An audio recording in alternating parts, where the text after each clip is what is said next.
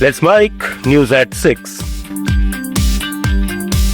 Delhi police ने national Herald मामले में कांग्रेस नेताओं सोनिया गांधी और राहुल गांधी और अन्य 7 लोगों के खिलाफ प्रवर्तन निदेशालय की शिकायत पर एफआईआर दर्ज कराई है, जिसमें आपराधिक षड्यंत्र, संपत्ति बेईमानी से हड़पने, विश्वासघात और धोखाधड़ी के आरोप लगाए गए हैं।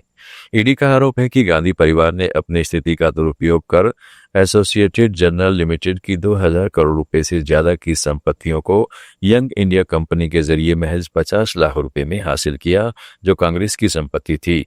यह एफआईआर ईडी की अप्रैल में दाखिल चार्जशीट का हिस्सा है, जिस पर सुनवाई राउज एवेन्यू कोर्ट में 16 दिसंबर को होनी है।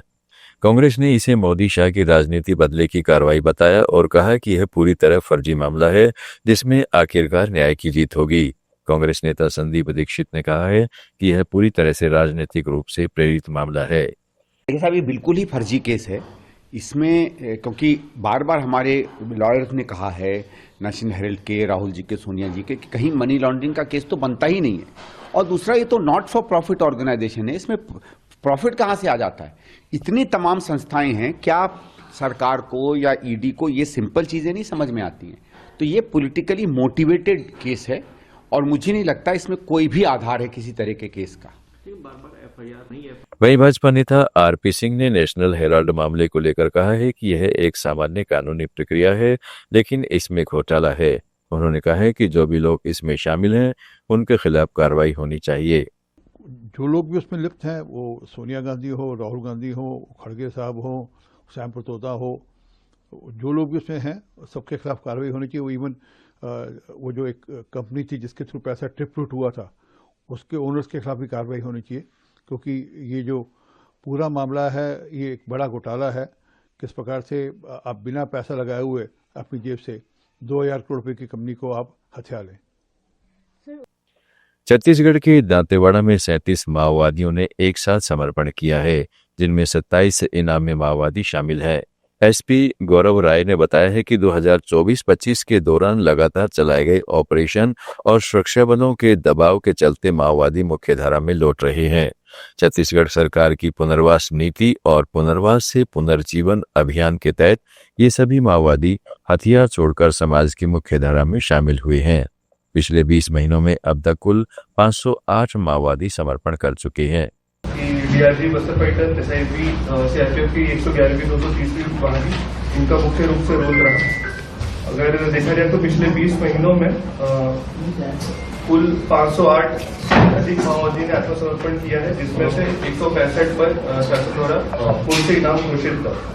और अगर देखा जाएगा तो आज 37 माओवादी में पीएलजीए की जो company number 6, company number 10, company number 2 और प्लाटून 16 के 2 सदस्य और एरिया कमेटी रैंक के 1, ऐसे ये जो बड़े कार्डर्स हैं जिन्होंने आत्मसमर्पण किया मुख्यधारा में जुड़ने का स्टेप लिया है। टोटल इसमें 37 ऑपरेशंस है। मैं मानता हूं कि इसमें जो हमारा दिल्ली नगर निगम के 12 वार्डों में आज उपचुनाव के लिए वोटिंग हुई।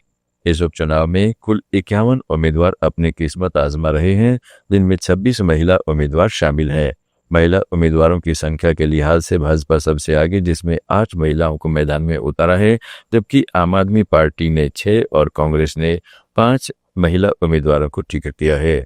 दिल्ली राज्य निर्वाचन आयोग के अनुसार 580 मतदान केंद्रों पर 2320 मतदान कर्मियों के साथ 2265 सहायक कर्मचारी, 580 होमगार्ड और केंद्रीय सशस्त्र पुलिस बलों की 13 कंपनियां तैनात रही।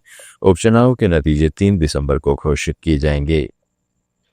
जमीयत उलेमा ए हिंद के अध्यक्ष मौलाना महमूद मदनी के एक हालिया बयान पर माहौल गरमाया है।